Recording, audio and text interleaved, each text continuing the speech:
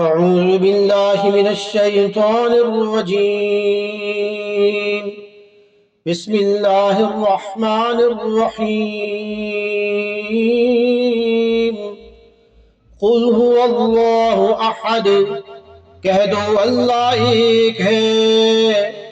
اللہ الصمد، اللہ بے نیاز ہے. لم یلد ولم یولد، نہ اس کی کوئی اولاد ہے اور نہ وہ کسی کی اولاد ہے.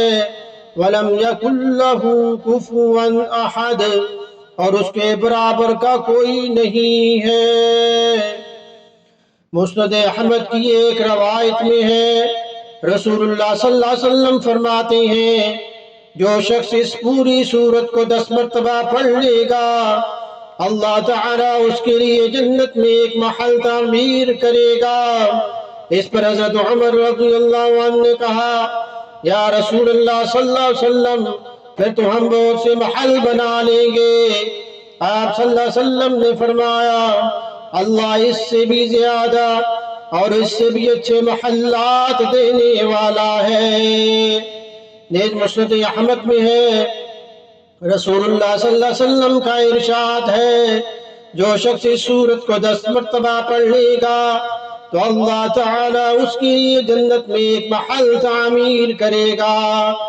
سلسلہ احادیث صحیحہ حدیث نمبر 2939 میں اس کو روایت کیا گیا ہے. اللہ پاک ہمیں زیادہ سے زیادہ سورۃ الاخلاص پڑھنے کی توفیق عطا فرمائے.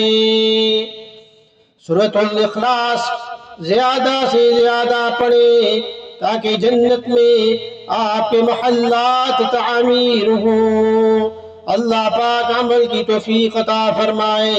وما علینا الا البلاغ المبین.